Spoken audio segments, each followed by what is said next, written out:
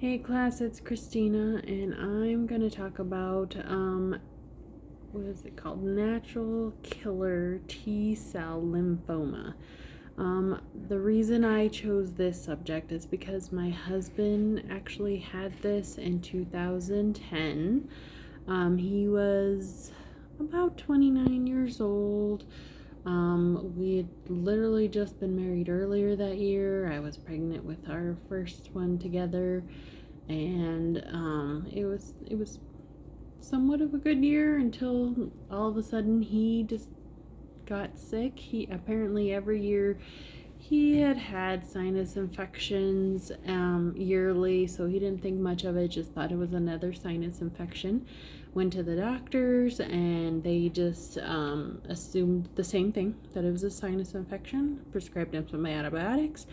But then a week later, it was still bad and it was still painful, so they did another round of antibiotics.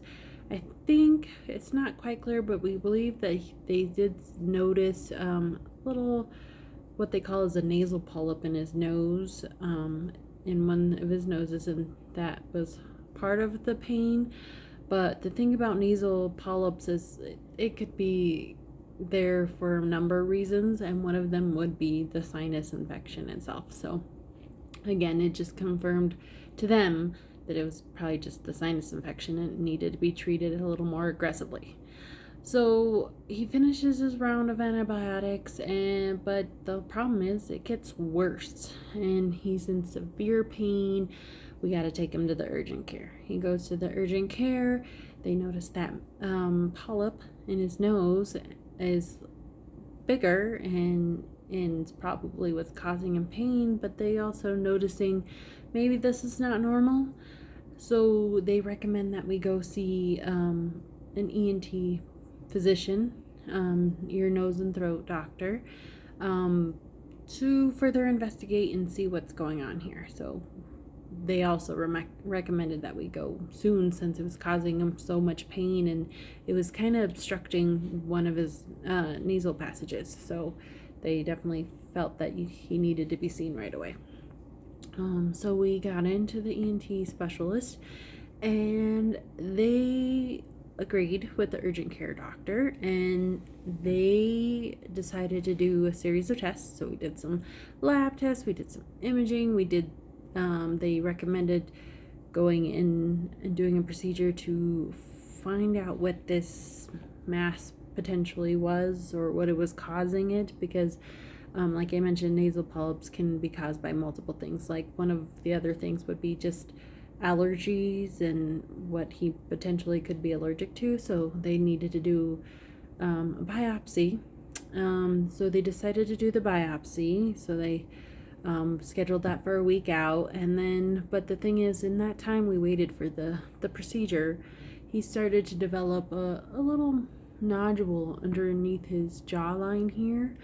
And as the week progressed, it actually grew, that it was actually kind of squaring out his jaw a little more, so it looked large. So come around his biopsy time or procedure time, they decided to do or extract fluid from both of the areas, so the nose and the jawline, and it came back, and unfortunately it was cancerous. It was the lymphoma. This particular lymphoma is pretty rare, generally seen in Asian or Central American or South American origins. My husband happens to be from Guatemala, so of course it kind of affects him. One of the things that we noted that once he was diagnosed, it was obviously from here to his jaw, it was an aggressive type. It was aggressive growing, so it was causing some problems. It was obviously blocking his airway, causing extreme pain. This one wasn't bothering him so much under his jaw, but it could had the potential to grow and block his airway down here, so it needed to be treated aggressively. The only thing is, it's pretty rare in the United States, so we had our oncologist had to recruit help from a specialist who knew about this particular cancer. So I guess there was this one in Washington, and he recommended that we go on radiation immediately, aggressive radiation to the face and the jawline. And then after that treatment course, they decided to do an aggressive course of chemotherapy.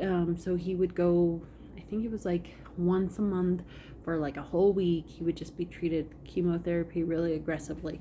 So as a result, he looked like he had been sunburned from all the radiation.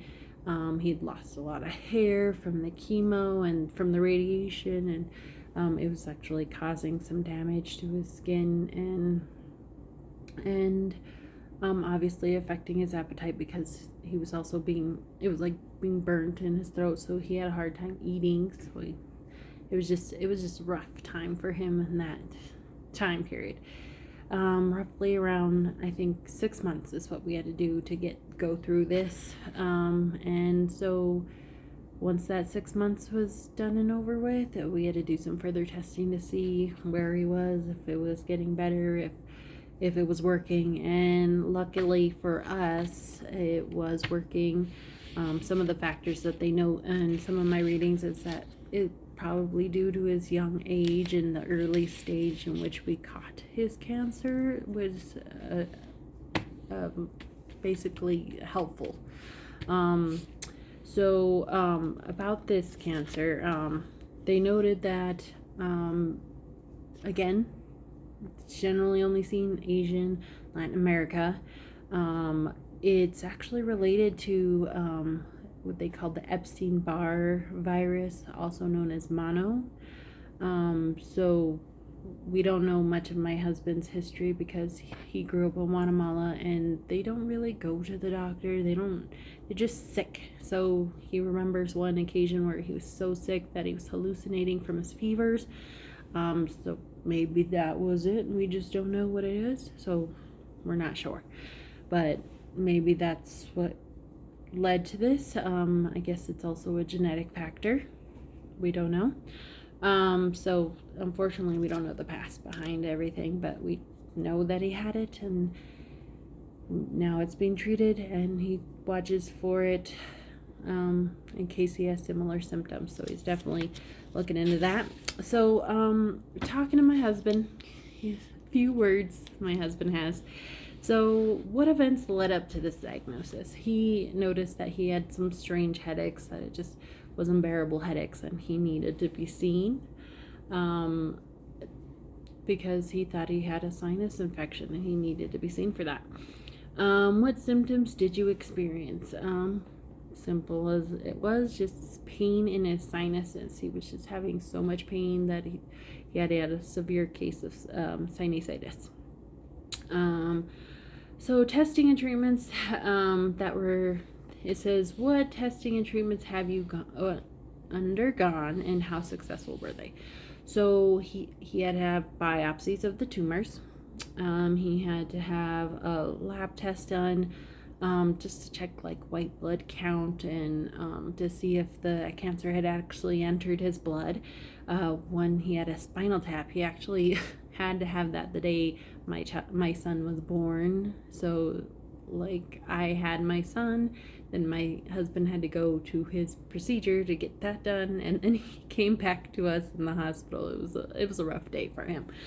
And then a PET scan was another thing that he did a lot. Then it's just to see where the cancer was. They insert some sort of contrast in his system. He couldn't be around me or the kids when he had this in his system, but it was like a dye that would make the cancerous cells like glow, so they can see where it is and where to focus on. So that was one of the things they done. And besides just general imaging like x-rays and CT scans and MRIs, just to see where it is and what's going on.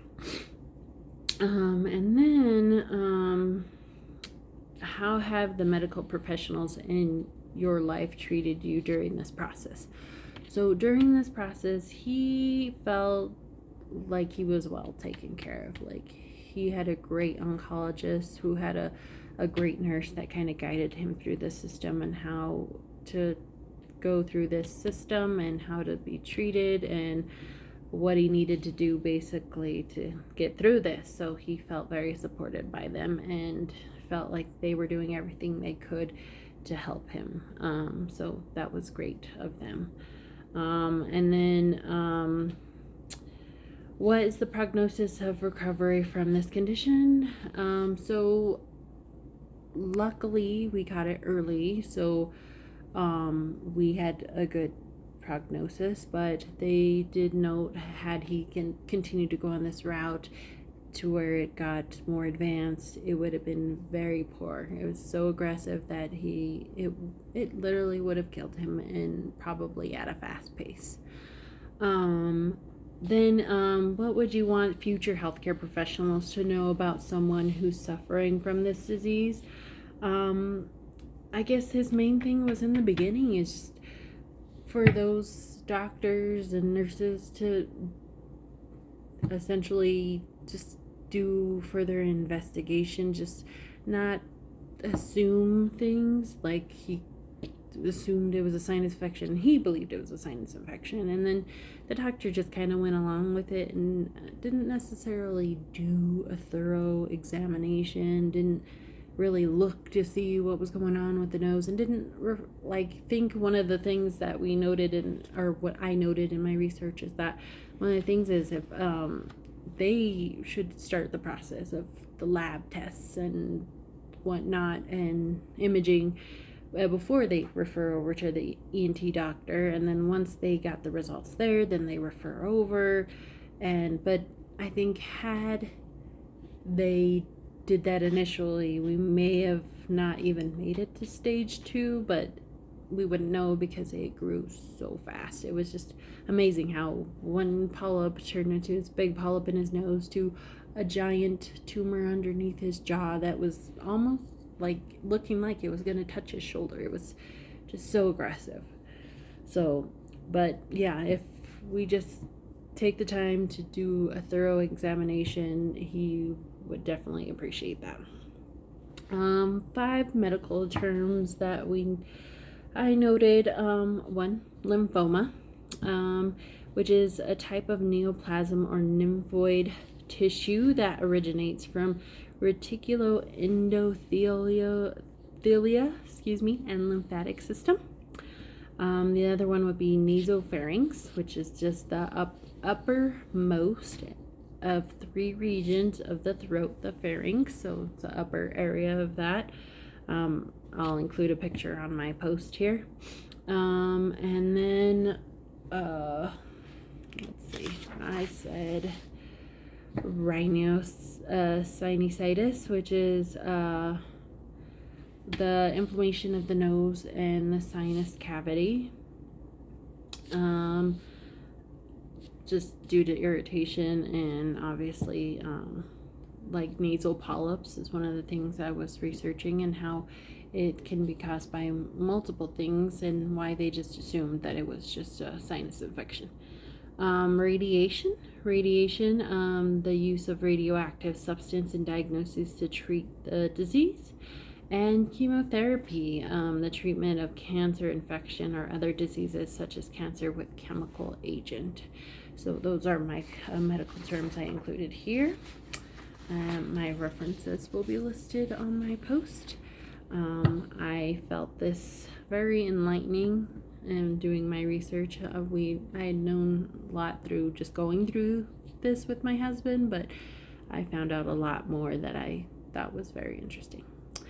Thank you for listening to my long post, and I will see you next time.